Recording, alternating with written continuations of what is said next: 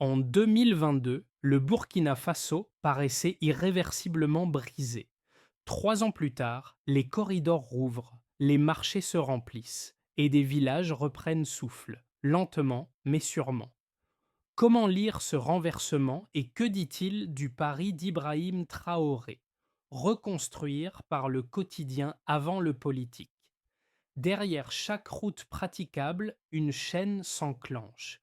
Mobilité retrouvée, vivres qui circulent, écoles qui rouvrent, familles qui reviennent, puis activité agro-pastorale qui redémarre comme un réseau latent. Si une brique cède, l'édifice vacille et toute la région le ressent. Ce récit ne cherche pas à célébrer un homme ni à produire une narration héroïque. Il vise autre chose, comprendre avec précision comment un pays ravagé par des années de guerre peut retrouver une cohérence structurelle minimale sans dépendre d'un retournement extérieur soudain. L'enjeu pour vous est clair, disposer d'un cadre d'analyse sobre, débarrassé de la rhétorique politique pour lire des mécanismes concrets plutôt que des slogans. Car ce qui se joue au Burkina Faso dépasse largement ses frontières.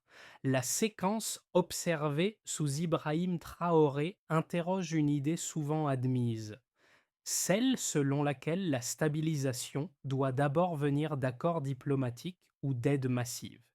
Ici, la logique semble inversée. Les progrès visibles, routes rouvertes, marchés actifs, terres remises en culture, ne sont pas des symboles, mais des points d'ancrage. La promesse de cette analyse est simple. Démonter étape par étape les leviers réels de ce redressement, identifier ce qui tient, ce qui reste fragile et surtout ce qui pourrait être transposable ailleurs. Une question traverse tout le parcours. À quelles conditions une stabilisation cesse-t-elle d'être temporaire pour devenir durable? Le renversement commence plus tôt qu'on ne l'imagine et il est mesurable. Entre 2022 et 2025, près de 70% des zones auparavant considérées comme perdues passent du statut d'inaccessible à partiellement sécurisé, modifiant immédiatement la circulation, l'approvisionnement et le retour des populations. Ce chiffre n'indique pas une victoire totale, il signale une inversion de tendance. Là où les routes redeviennent praticables, même de façon intermittente, les familles testent le retour. Là où les familles reviennent, les marchés rouvrent. Et là où les marchés rouvrent, les activités agro-pastorales redémarrent. Cette chaîne causale, simple en apparence, était absente pendant des années de conflit. Pour comprendre ce basculement, il faut replacer le pays dans son point de départ. En 2022, le Burkina Faso cumulait 3 fractures simultanées, une pression armée continue, un isolement territorial massif et un effondrement des circuits économiques locaux. La guerre ne détruisait pas seulement des villages, elle dissolvait la mobilité, condition minimale de toute vie sociale et productive. Le choix stratégique impulsé par Ibrahim Traoré intervient précisément à ce niveau. Plutôt que de viser d'emblée une normalisation institutionnelle abstraite, l'accent est mis sur des fonctions concrètes, sécuriser des axes, rétablir des flux, permettre des usages quotidiens. Cette approche n'élimine pas le risque, mais elle le rend gérable. Les routes rouvertes ne sont pas seulement des lignes sur une carte, elles deviennent des artères vitales. Dans ce contexte, chaque corridor restauré agit comme un multiplicateur. Les vivres circulent, les services de base réapparaissent et les communautés retrouvent une capacité d'organisation minimale. Le redressement n'est pas spectaculaire, mais il est cumulatif. Et c'est précisément cette accumulation discrète qui marque la rupture avec la phase précédente du conflit.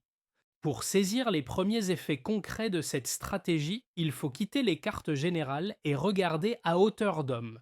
Le redressement ne s'incarne pas dans une figure unique, mais dans une constellation d'acteurs locaux qui matérialisent sur le terrain l'orientation voulue par Ibrahim Traoré.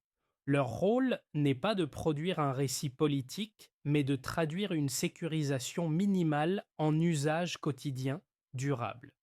Dans plusieurs villages du centre-nord, la séquence se répète avec de légères variations. Une route principale est sécurisée. Les patrouilles deviennent régulières. Puis, très vite, une présence civile s'installe. Policiers mobiles, médiateurs communautaires, agents logistiques. Cette continuité change tout. Elle transforme une zone tenue en espace habitable. Dans l'un de ces villages, une école improvisée a pu rouvrir après 3 années d'interruption. Les bancs étaient rudimentaires, les effectifs réduits, mais le signal était clair. La vie collective reprenait. Un second micro-cas illustre la même logique à travers l'économie. À Gabou, la réhabilitation d'un ancien canal d'irrigation a permis à quelques dizaines de familles de reprendre la culture du riz et des tubercules.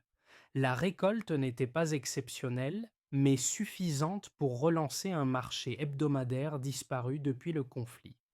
La sécurité, ici, ne produit pas directement de richesse. Elle autorise sa réapparition. Ces situations révèlent un point essentiel.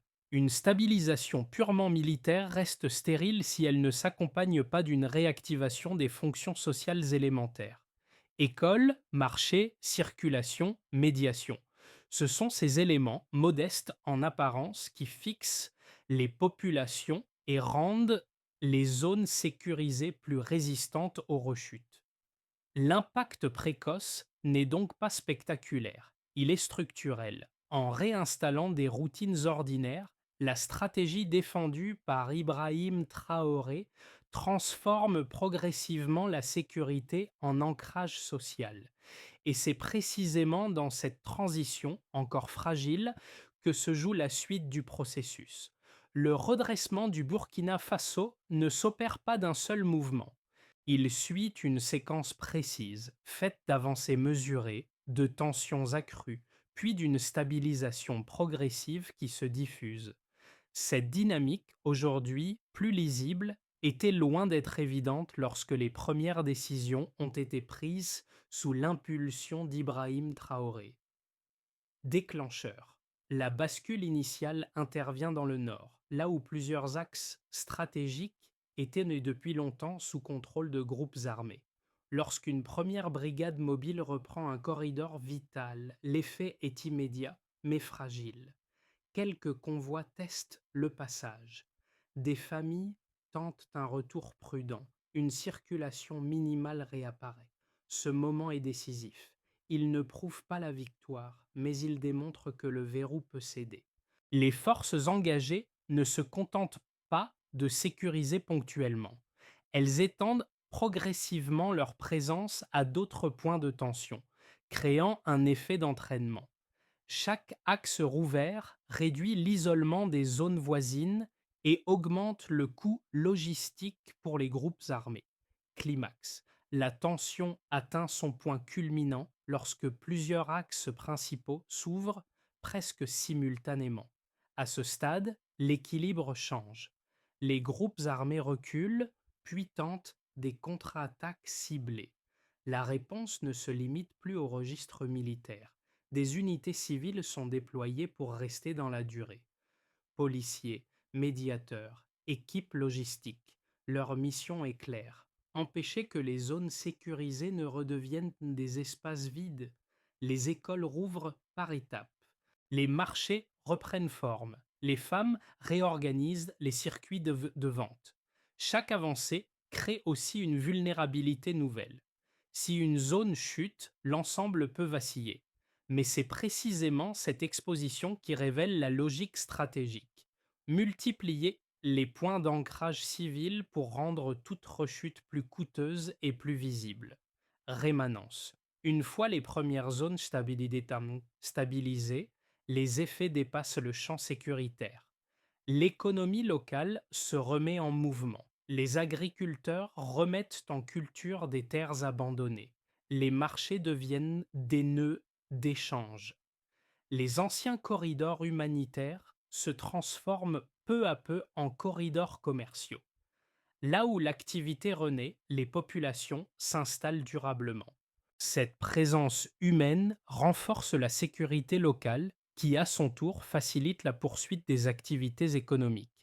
La stabilisation cesse alors d'être principalement militaire. Elle devient socio-économique. Cette séquence n'a rien d'automatique. Elle repose sur un enchaînement précis, sécurisé, occupé civilement, réactivé, puis ancré. Si l'un de ces maillons se rompt, l'ensemble ralentit. Mais lorsqu'ils fonctionnent ensemble, ils produisent une dynamique cumulative. C'est cette architecture séquentielle patiemment construite qui distingue la trajectoire actuelle du Burkina Faso d'une simple accalmie temporaire. Sous la direction d'Ibrahim Traoré, le redressement prend la forme d'un processus tendu, exposé, mais orienté vers la durée plutôt que vers l'effet immédiat. Pour évaluer la portée réelle du redressement engagé, il faut quitter le registre narratif et s'appuyer sur des indicateurs mesurables. Sans ces repères chiffrés, la reconstruction resterait une impression. Avec eux, elle devient un mécanisme observable. Trois indicateurs permettent de lire la dynamique en cours sous la direction d'Ibrahim Traoré en articulant sécurité, production et économie. Premier indicateur, la sécurisation territoriale. En 2025, 28 bataillons d'intervention rapide sont déployés dans les régions les plus sensibles du nord et du centre. Grâce à ce dispositif, près de 70% des zones auparavant contrôlées par des groupes armés sont désormais classées comme partiellement sécurisées. Ce pourcentage ne signifie pas un contrôle total et définitif. Il décrit une bascule fonctionnelle. Des axes redeviennent praticables, les déplacements reprennent et les services de base peuvent opérer de nouveau. Chaque route rouverte agit comme un levier immédiat car la mobilité conditionne l'accès au marché, aux soins et à l'éducation. La sécurité, ici, n'est pas une fin, elle est une condition d'usage. Deuxième indicateur, la production agricole. En 2025, la production nationale de riz atteint environ 1,5 million de tonnes, soit une hausse estimée à 25% par rapport à 2023. Cette progression ne relève pas d'un simple effet conjoncturel. Elle traduit la remise en exploitation de terres abandonnées pendant le conflit.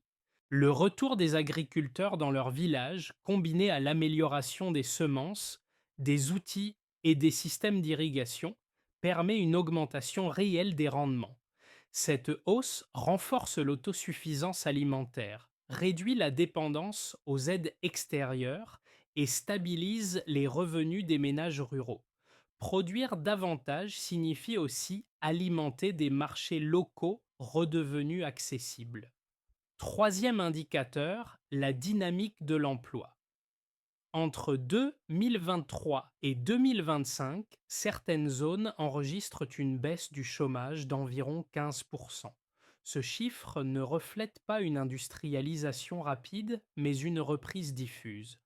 Les marchés revitalisés, les petites entreprises relancées et les coopératives féminines réorganisées créent des opportunités économiques modestes mais nombreuses. L'effet est cumulatif. Plus de production entraîne plus d'échanges, ce qui incite les populations à rester sur place plutôt qu'à migrer. Cette présence humaine renforce à son tour la sécurité locale, créant un cercle vertueux. Pris ensemble, ces trois indicateurs dessinent une structure cohérente. La sécurisation permet la mobilité. La mobilité relance la production. La production alimente l'économie locale. Sous l'impulsion d'Ibrahim Traoré, cette séquence transforme le redressement en processus mesurable. Elle reste fragile, exposée au choc, mais elle cesse d'être abstraite. Elle devient lisible étape par étape. Le débat autour de la trajectoire actuelle du Burkina Faso se structure autour de deux lectures opposées. Les présenter dans leur version la plus solide permet d'en mesurer la cohérence, sans caricature ni simplification excessive. Position des critiques. Selon eux, la montée en puissance des forces de sécurité et le rôle central de l'appareil militaire comportent un risque structurel. La stabilisation pourrait reposer durablement sur la contrainte plutôt que sur la consolidation institutionnelle. Dans cette perspective, la sécurité obtenue serait réelle mais fragile, dépendante d'un effort constant et coûteux. Le danger identifié est celui d'une stabilité apparente qui retarde la reconstruction d'institutions civiles autonomes et alimente à terme une concentration du pouvoir. Pour ces observateurs, la question n'est pas de nier les progrès visibles, mais de s'interroger sur leur soutenabilité politique et démocratique. Position des défenseurs. À l'inverse, les partisans de la stratégie actuelle soutiennent qu'aucune réforme durable n'est possible sans sécurité minimale. Ils rappellent que, dans un contexte de guerre diffuse, les institutions civiles ne peuvent fonctionner que si les territoires sont accessibles et les populations protégées. La sécurisation des axes a permis la réouverture des marchés, la reprise de l'agriculture et le retour progressif des familles déplacées. Dans cette lecture, l'action militaire n'est pas une finalité, mais un socle temporaire destiné à permettre la réimplantation des structures civiles. Sans ce préalable, toute réforme resterait théorique. Confrontation aux faits. Les données de terrain apportent des éléments à ces deux lectures. Là où les routes sont sécurisées, la production augmente. Là où la production augmente, les marchés rouvrent. Et là où les marchés rouvrent, les populations reviennent. Cette chaîne observable renforce l'argument des défenseurs. Toutefois, le risque soulevé par les critiques demeure. Sans consolidation civile parallèle, la stabilisation peut s'éroder. La trajectoire impulsée par Ibrahim Traoré semble consciente de cette tension. Elle ne l'a pas résolue, mais elle l'expose clairement. La suite du processus dépendra de la capacité à transformer un socle sécuritaire en institution durable. À ce stade du processus, un basculement décisif apparaît. La stabilisation ne repose plus principalement sur l'action militaire, mais sur la manière dont les communautés locales se réapproprient l'espace une fois la sécurité minimale assurée. Ce déplacement du centre de gravité, longtemps sous-estimé, modifie profondément la trajectoire du redressement engagé sous Ibrahim Traoré. Dans plusieurs zones du nord et du centre, la présence continue d'unités civiles transforme l'effet des corridors sécurisés. Au départ, les marchés rouverts sont modestes, parfois précaires. Pourtant, ils deviennent rapidement les premiers indicateurs d'une stabilisation durable. Ce sont des lieux où se croisent producteurs, commerçants, familles, revenus et médiateurs locaux. La sécurité crée l'ouverture, mais ce sont ces interactions ordinaires qui produisent l'élan. Un élément ressort avec constance: le rôle structurant des acteurs communautaires, en particulier les coopératives féminines. En reprenant les circuits du riz, du maïs ou des produits pastoraux, elles réactivent une économie locale qui ne survivait jusque-là que par fragments. Cette reprise n'est pas spectaculaire, mais elle est persistante. Elle fixe les populations, stabilise les revenus et réduit l'attractivité des groupes armés. C'est ici que s'opère le midpoint du récit. La stratégie ne consiste plus seulement à tenir le terrain, mais à rendre la rechute coûteuse socialement. Une communauté qui produit, échange et organise sa vie quotidienne devient beaucoup plus difficile à déstabiliser qu'une zone simplement occupée. Cette logique, anticipée dès les premières décisions d'Ibrahim Traoré, révèle une idée clé. L'État ne reconstruit pas à la place des habitants. Il crée les conditions pour qu'ils reconstruisent d'eux-mêmes.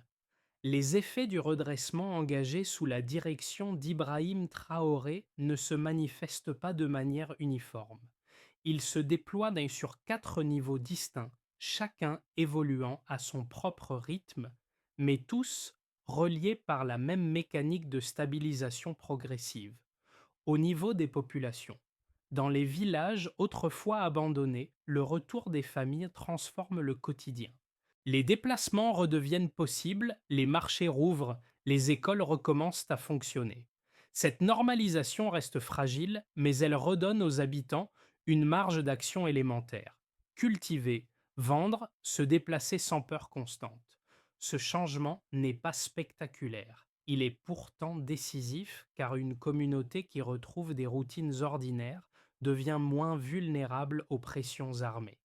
La sécurité physique commence alors à se transformer en sécurité sociale. Au niveau de l'économie locale, dans les régions reliées par des corridors sécurisés, l'activité économique se recompose autour de marchés structurants. Les coopératives féminines redonnent de la cohérence aux circuits commerciaux, tandis que la reprise agricole soutient la création d'emplois. Les canaux d'irrigation restaurés améliorent les rendements, ce qui renforce les revenus des familles. Cette dynamique crée une boucle auto-renforçante. Producteurs, commerçants et consommateurs se stabilisent mutuellement. C'est précisément ce type de cercle vertueux que la stratégie portée par Ibrahim Traoré cherchait à déclencher. Au niveau social et communautaire, la stabilisation territoriale permet aussi la reconstruction de liens sociaux profondément endommagés. Les déplacés internes, de retour dans leur village, réintègrent progressivement leur structure communautaire. Les comités locaux, appuyés par les unités civiles, reprennent la médiation des conflits, l'entretien des infrastructures et l'organisation de la vie collective. La réouverture des écoles joue un rôle central. Elle réinstalle un horizon de long terme, indispensable pour que les familles choisissent quand de rester.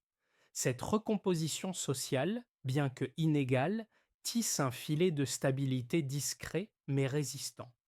À l'échelle régionale, enfin, les effets dépassent les frontières nationales.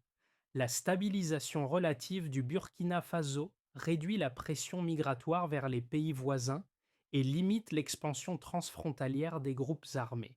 Les corridors sécurisés deviennent des axes de transit régional, facilitant certains échanges économiques. Bien que fragile, cette dynamique renforce la position diplomatique de Ouagadougou dans un Sahel marqué par de fortes tensions. L'approche de reconstruction interne associée à Ibrahim Traoré projette ainsi une influence stabilisatrice au-delà du cadre national. Pris ensemble, ces quatre niveaux révèlent une transformation structurelle.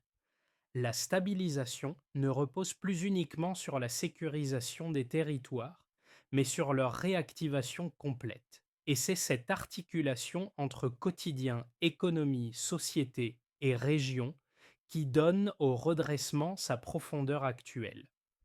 À partir des dynamiques observées, trois trajectoires distinctes peuvent se dessiner pour le Burkina Faso au cours des 6 à 12 prochains mois.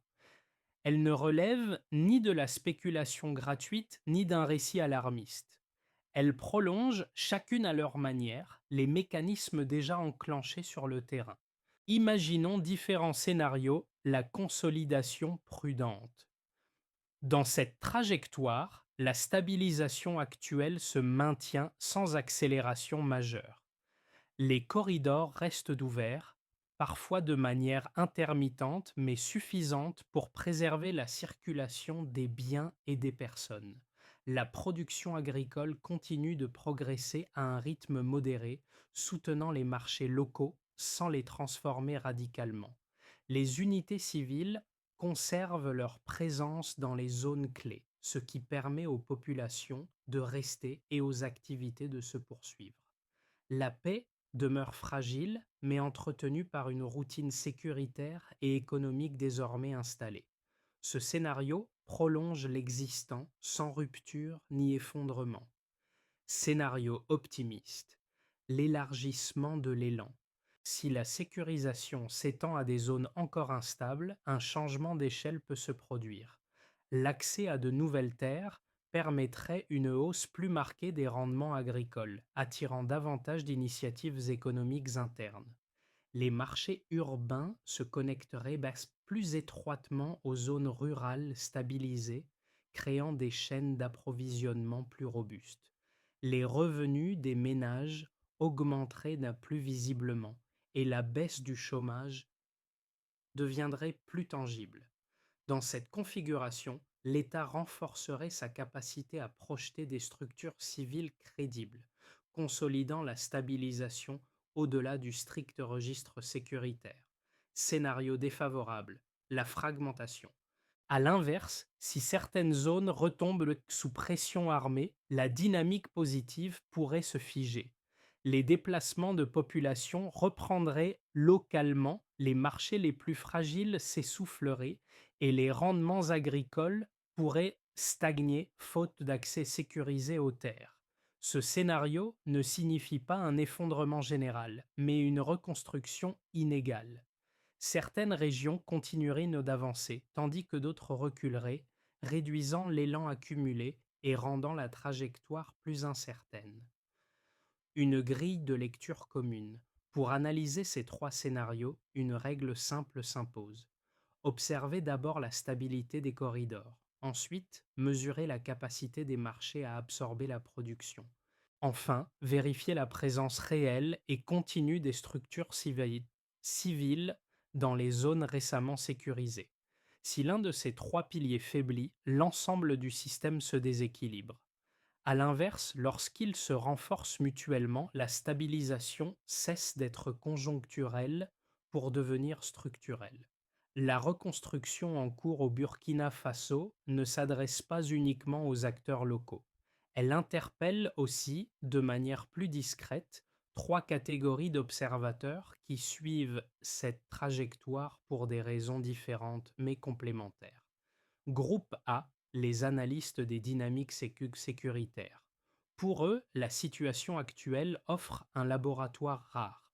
Les zones partiellement stabilisées montrent que la sécurité ne peut être évaluée uniquement par des cartes de contrôle territorial. Ce sont les flux humains qui disent la vérité du terrain. Circulation retrouvée, marchés actifs, retour de population. Là où ces flux réapparaissent, la pression armée recule durablement. L'expérience burkinabé rappelle ainsi qu'une victoire militaire sans reprise de la vie quotidienne reste fragile et réversible. Groupe B. Les observateurs du développement local. La séquence engagée met en lumière un modèle fondé sur les ressources internes plutôt que sur une dépendance immédiate à l'aide extérieure. La hausse des rendements agricoles, la réactivation des coopératives et la relance de micro-entreprises démontrent qu'un territoire profondément touché peut reconstruire une base économique minimale à partir de dynamiques de proximité. Ce modèle n'est ni idéal ni universel, mais il fournit un cadre d'analyse concret pour penser la reconstruction autrement. Groupe C, ceux qui cherchent des repères humains. Enfin, pour les observateurs sensibles aux dimensions sociales, le redressement burkinabé résonne à un niveau plus intime. Les familles déplacées qui reviennent, les enfants qui retournent à l'école, les femmes qui réorganisent les marchés. Ces gestes ordinaires traduisent une résilience qui ne se décrète pas. Elle se reconstruit pas à pas dans la durée au cœur de la vie quotidienne. En croisant ces trois regards, une idée s'impose. La transformation d'un pays commence rarement par des annonces spectaculaires. Elle s'enracine dans des mécanismes concrets, lisibles et répétés. Et c'est précisément cette banalité retrouvée qui donne à la trajectoire actuelle du Burkina Faso sa portée analytique. Pour que les dynamiques observées ne restent pas des avancées ponctuelles, mais deviennent une trajectoire durable, une structuration claire des actions à venir s'impose. La stratégie engagée sous l'impulsion d'Ibrahim Traoré peut se prolonger à travers une feuille de route en plusieurs étapes, chacune ancrée dans des réalités mesurables et adaptées aux contextes locaux. Pour commencer, nous devons consolider durablement la sécurité.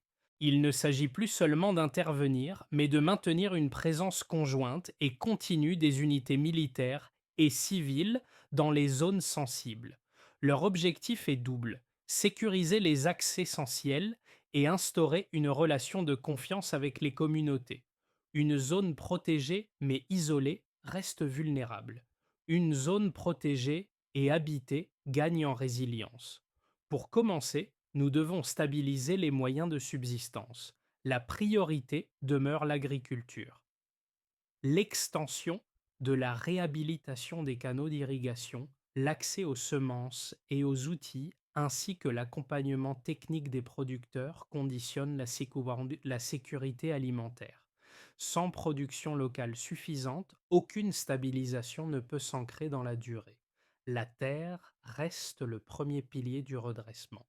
Pour commencer, nous devons renforcer les structures communautaires. Les comités locaux jouent un rôle central dans la médiation des conflits, l'entretien des infrastructures et l'organisation collective. Leur consolidation permet de transformer la sécurité en cohésion sociale. Là où ces structures fonctionnent, les tensions se régulent avant de dégénérer. Pour commencer, nous devons soutenir l'activité économique locale. Les marchés doivent être consolidés, les petites entreprises accompagnées et les coopératives féminines renforcées. Ces acteurs structurent l'économie réelle et prolongent les effets des premières sécurisations. Ils transforment l'ouverture des corridors en opportunités durables. Pour commencer, nous devons suivre et mesurer les progrès. Sans indicateurs clairs, la stratégie perd sa lisibilité. Sécurité, production et activité économique doivent être évaluées régulièrement pour ajuster les priorités. En combinant ces étapes, la trajectoire portée par Ibrahim Traoré vise une continuité. Passer d'une stabilisation fragile à un ancrage progressif, fondé sur des usages quotidiens et des institutions locales renforcées. Au moment de refermer cette trajectoire, un détail persiste.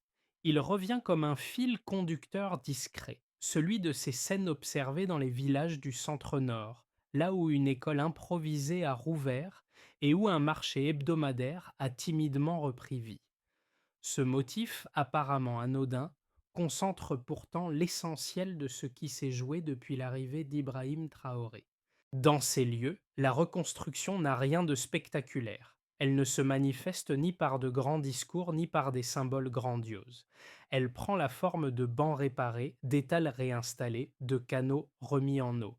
Chaque geste est modeste, mais leur accumulation produit un effet décisif. Elle transforme une zone sécurisée en espace vécu. Elle transforme une présence armée en stabilité sociale. Ce retour de la vie ordinaire éclaire le sens profond du redressement en cours. La paix ne s'impose pas d'en haut, elle se tisse lentement au contact du quotidien, lorsque les habitants retrouvent la capacité d'organiser leur existence. C'est cette dynamique silencieuse, plus que toute autre, qui donne sa cohérence à la stratégie impulsée par Ibrahim Traoré. S'il fallait retenir une seule idée, elle serait celle-ci: la stabilité durable commence toujours au ras du sol. Le parcours du Burkina Faso montre qu'un pays peut amorcer un redressement lorsque ses habitants, ses structures locales et ses ressources propres avancent dans une même direction. Rien n'a été simple, rien n'est garanti, et pourtant, une dynamique réelle s'est installée. Elle repose sur des gestes ordinaires, sur des liens reconstruits, sur des marchés rouverts et sur des terres reprises en main. Ces éléments, discrets en apparence, deviennent les briques d'une stabilité nouvelle, plus résistante que les annonces spectaculaires. Dans un contexte international marqué par des crises multiples et des tentatives de stabilisation souvent importées de l'extérieur, l'expérience burkinabé invite à déplacer le regard. Elle suggère que la reconstruction ne commence pas par des modèles abstraits, mais par la restauration de fonctions simples: circuler, produire, échanger, apprendre. C'est parce que ces fonctions se réinstallent dans la durée que la trajectoire portée par Ibrahim Traoré mérite d'être observée avec attention, sans idéalisation ni rejet systématique.